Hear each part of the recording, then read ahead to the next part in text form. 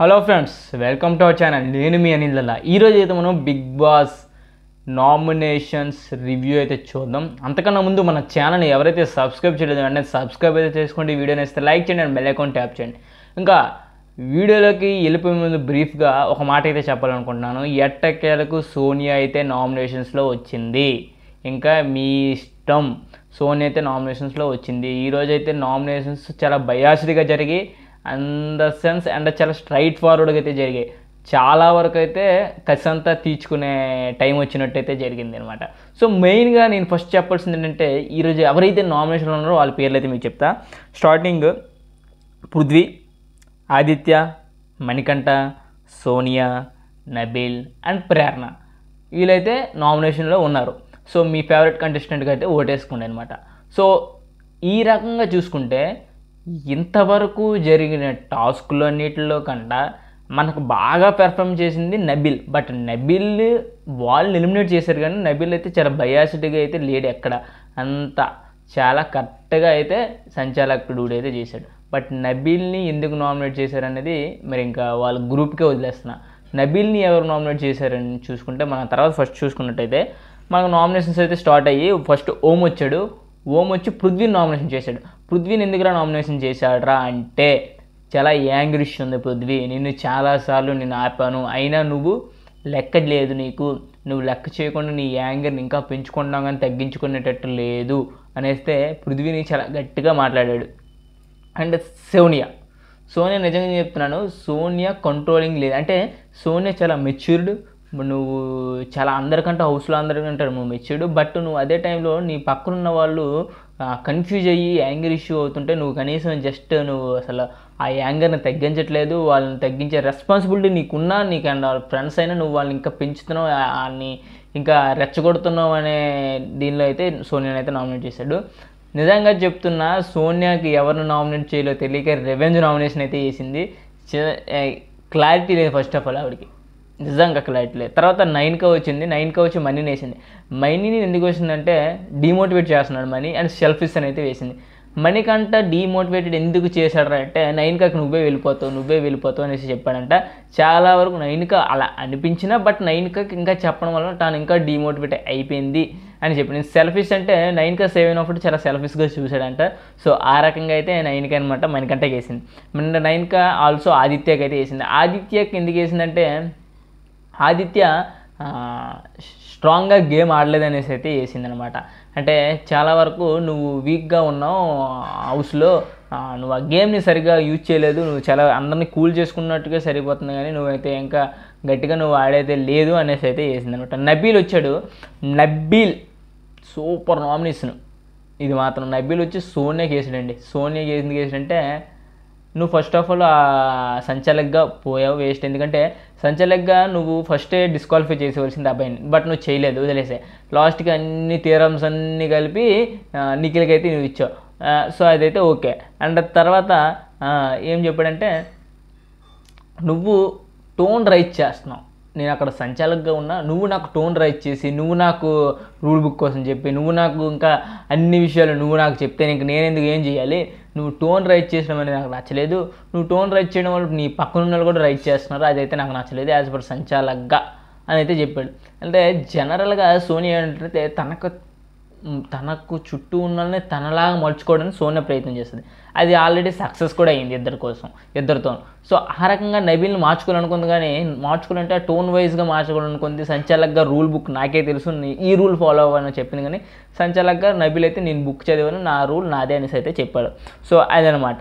తర్వాత నబీల్ వచ్చి పృథ్వీని నామినేట్ చేశారు. పృథ్వీని ఎందుకంటే చాలా యాంగర్, చాలా చెప్తున్నప్పుడల్లా వినకపోవడం, అండ్ పృథ్వీ వచ్చి రైట్ చేయడం, వాయిస్ రైట్ చేయడం, సంచాలకుగా నువ్వు సంచాలక్ బయాసుడు సంచాలక్ అని చాలా గట్టిగా అయితే ఇద్దరు పృథ్వీతో మాట్లాడుతున్నప్పుడు సోనియా అంటారు అయిపోతుంది. ఇదంతా ఏంటి, ఇదంతా గ్రూప్ గేమ్. అందుకని నేను బయాస్డ్ నామినేషన్స్ అన్నాను. ఇదంతా గ్రూప్ గేమ్ వీళ్ళు ఆడడం వల్ల జనాలకి తెలిసిపోతుంది అనమాట. సోనియా, నిఖిల్, పృథ్వీ ఈ ముగ్గురు ఒక గ్రూప్ అనమాట.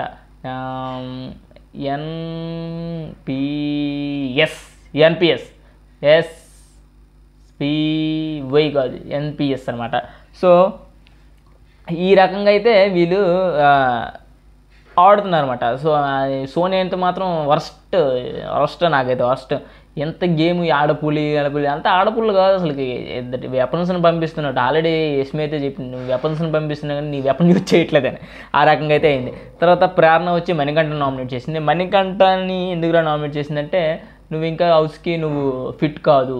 ఎందుకురా ఫిట్ కాదు అంటే, నీ ఎమోషన్స్, ఎప్పుడు నువ్వు ఎమోషన్స్ మాట్లాడుతావో, ఎప్పుడు నువ్వు మంచిగా ఉంటావో, ఎప్పుడు నువ్వు ఎలా ఉంటావో మాకు తెలియట్లేదు. అండ్ నువ్వు ఫిజికల్గా అండ్ మెంటల్గా నువ్వు లాస్ అయ్యావు. అండ్ దాన్ని నువ్వు ఆ రోజు మన కిచెన్లో విష్ణుప్రియకి నాకును నువ్వు నీ ఇంటెన్షన్ వేరేగా ఉన్నా, నువ్వు మా ఇద్దరు పెద్ద తగు చేసావు, నా ఇంటెన్షన్ అయితే కాదు అనేసి ఆ రకంగా అయితే నామినేట్ చేసింది మణికంఠని. అండ్ నైన్కన్ నామినేట్ చేసింది. నైన్కన్ నువ్వు చాలా వరకు చూస్తుంటే ఈ టాస్క్లో అయితే నువ్వు చాలా వరకు మిస్ అయ్యావు. నీ వాయిస్ ఎక్కడ రైజ్ అవ్వలేదు. ఆ క్యారెక్టర్లెస్ అనే దగ్గర తప్పించి ఇంకెక్కడ వాయిస్ రైజ్ అవ్వలేదు. నీది చాలా, కాబట్టి నువ్వు కూడా చాలా భయపడ్డావు, నువ్వు వెళ్ళిపోతావు అనేసి చెప్పింది. 100% షూర్ నైనిక గేమ్ చాలా వరకు తగ్గింది ఫస్ట్ వీక్తో పాటు చూడిస్తే. అది మీరు ఎంతమంది కింద నమ్ముతున్నారో కింద కామెంట్ చేయండి. నైనిక గేమ్ అయితే ఆల్మోస్ట్ తగ్గిపోయింది నైనిక గేమ్. అండ్ తర్వాత సోనియా వచ్చింది, రివెంజ్ అండి. నబిల్ వేసింది, నువ్వు అన్ఫెయిర్ బయస్, నువ్వు ఫెయిర్లెస్ బయస్, ఏవో సంచాలకు వరస్ట్. అక్కడ ఆడేటి నబిల్ ఏది వేసాడో ఇక్కడ అదే వేసింది అనమాట. ఏం లేదు ఇంకా సోనియా దగ్గర పాయింట్లు ఏం లేవు. సోనియా వరస్ట్ ఇంకా తయారైంది ఇంకా.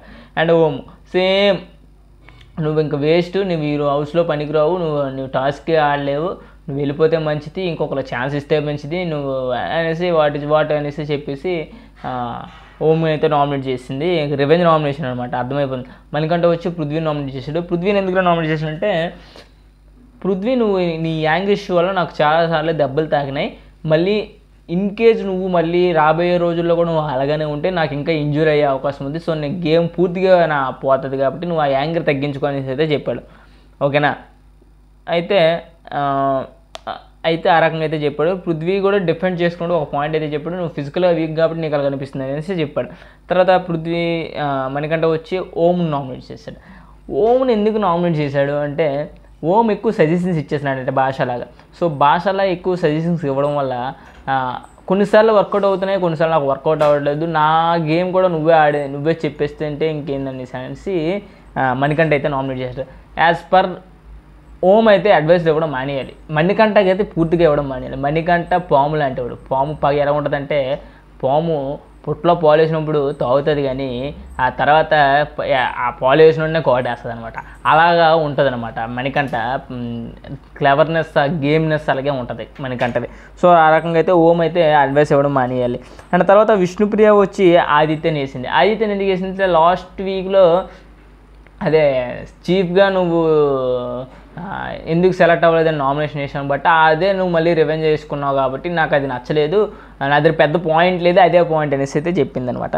అండ్ తర్వాత ప్రేరణ వేసింది. ప్రేరణ ఎందుకు వేసిందంటే, అర్థమవుతుంది కదా ఇంకా ఆ task, kitchen task Vishnupriya worst nomination అయితే వేసింది ఈ వీక్. నిజంగా చెప్తాను, అసలేదు తుస్సు ఏం లేదు, ఏ నామినేషన్ ఇవ్వాలని వేసింది కానీ అసలు వరస్ట్ గేమ్ దగ్గర సర్కిల్లో ఏ నామినేషన్ వేయలేదు విష్ణుప్రియ. తర్వాత పృథ్వీ వచ్చి మణికంఠ నామినేషన్. రివెంజ్తో సస్తున్నారు.